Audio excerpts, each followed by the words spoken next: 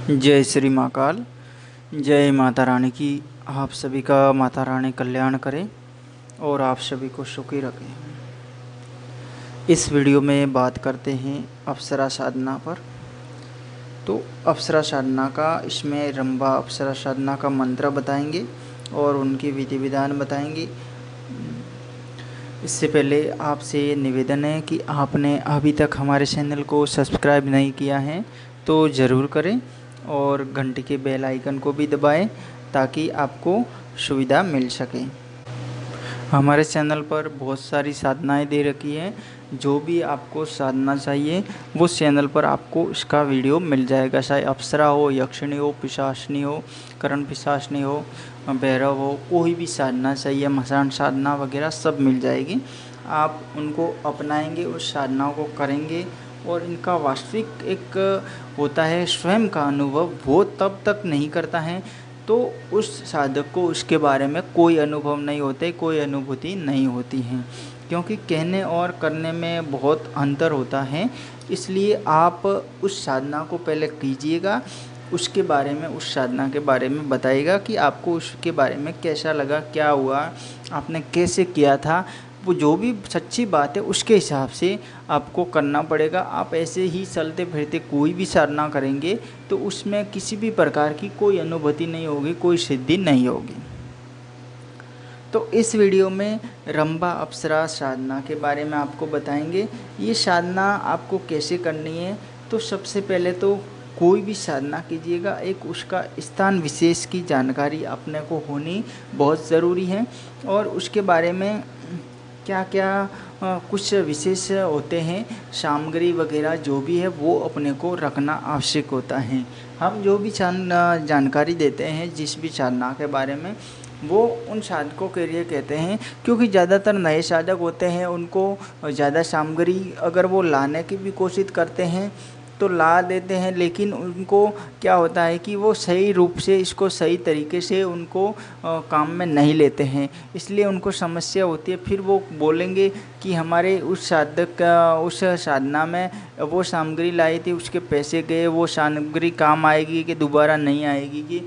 तो सबसे पहले तो आपको बता देते हैं कि आप किसी भी साधना में कोई भी सामग्री काम में लेते हैं तो वो सामग्री एक बार ही काम में आती है। फिर उस सामग्री को आप किसी भी नदी तालाब में उसको परगा दीजिएगा, ठीक है। उसका वहाँ पे विसर्जन करना पड़ेगा। कोई भी सामग्री है, क्योंकि वो जैसे भोग वगैरह की है, जो भी उनके कोई माला वगैरह आप लाते तो वो तो उसका विसर्जन करना ही पड़ेगा।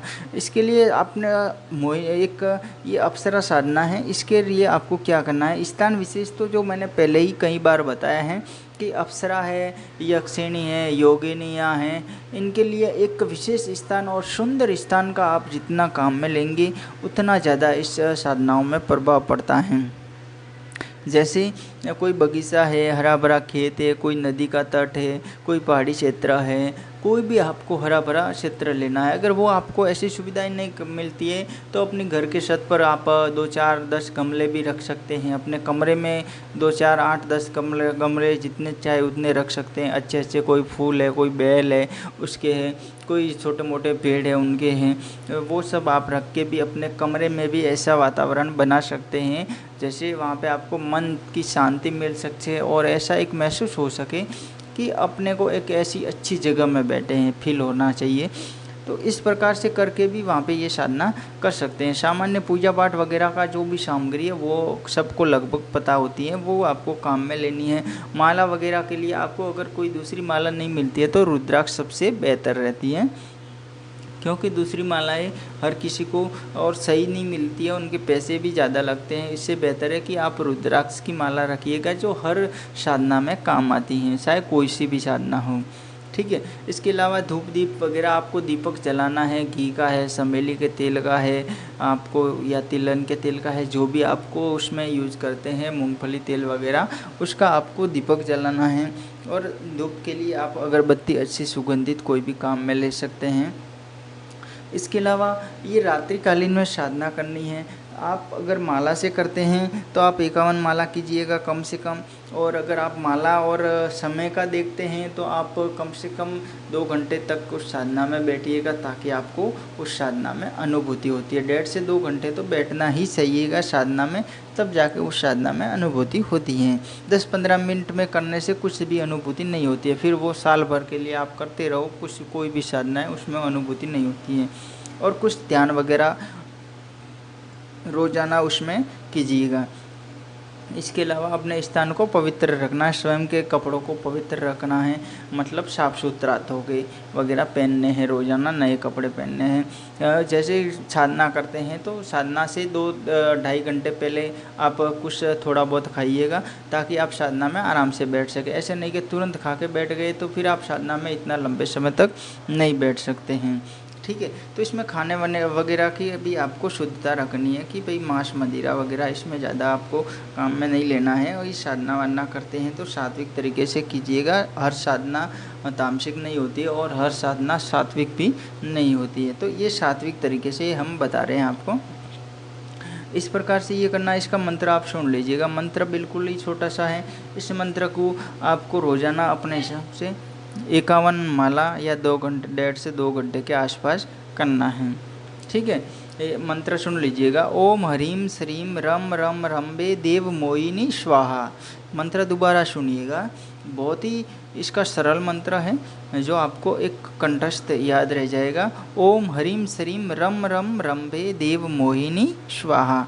ये छोटा सा मंत्र है, कोई ज़्यादा लंबा कोई बड़ा मंत्र नहीं है। इस मंत्र का आपको जप करना है रोज़ाना 51 माला या 1.5 से 2 घंटे तक। बिना माला हैं तो भी आप कर सकते हैं। कपड़ा साफ सुथरा होना चाहिए, चाहे आप सफ़ेद पहनिएगा या हो सके तो अप्सरा साधना में सफ़ेद या ग्रीन ऐसे वगैरह ब्लू वगैरह ऐसे कपड़े आपको पहनने चाहिएगा। और आसन वगैरह भी आप कोई भी लाल या सफ़ेद ग्रीन वगैरह प्रकृति के हिसाब से आपको लेना है। जैसे हरी भरी प्रकृति दिखती है तो उसके हिसाब से अच्छा जो भी आपको लगता है सुंदर लगता है वो आपको लेना है। और सर पर साई कपड़ा रखे या ना रखे, अगर रखे तो बेहतर है कि आप वाइट वगैरह जो भी कपड़ा रखे आप रखिएगा आपको, लेकिन जो भी कपड़ा रखे आप साफ़ सुथरा और अच्छा रखें। इस प्रकार से इस साधना में आपको ये सब सारे ही प्रयोग अपने जो भी सामग्री है वो इकट्ठा करके ये साधना आप किसी भी शुक्रवार से या सोमवार से इस साधना को शुरू कर सकते हैं या बुधवार से कर सकते हैं। ये 3 दिवस में से आप कीजिएगा। इसके अलावा जैसे आप पूर्णिमा से भी कर सकते हैं, अमावस्या से भी कर सकते हैं, लेकिन ये डे में आप देखते हैं तो सोमवार है, बुधवार है, शुक्रवार, इन 3 डे से करना है। बहुत साधारण मंत्र है और बहुत ही साधारण ये मतलब विधि है, सात्विक विधि है। ज़्यादातर लोगों को सात्विक विधि ही काम में लेनी पड़ती है और क्योंकि सब ज़्यादातर घर में रहते हैं तो उनको फिर समस्याएं होती हैं अलग अलग प्रयोग करने में।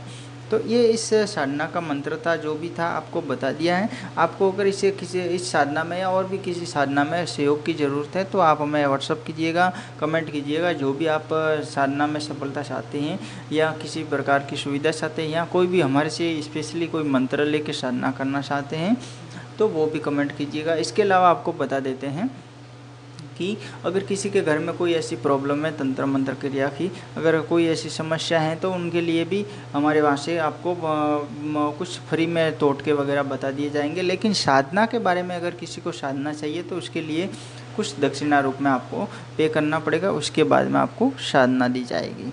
ठीक है, तो ये एक सामान्य जानकारी थी। आपको वीडियो अच्छा लगे तो लाइक और शेयर ज़रूर कीजिएगा जितना हो सकता है। व्हाट्सअप, फेसबुक, टेलीग्राम पर आप उसको शेयर कीजिएगा। टेलीग्राम चैनल को भी आप हमारे यूट्यूब चैनल को भी इसके लिंक को भी शेयर कर सकते हैं। तो जय श्री महाकाल, जय माता रानी की।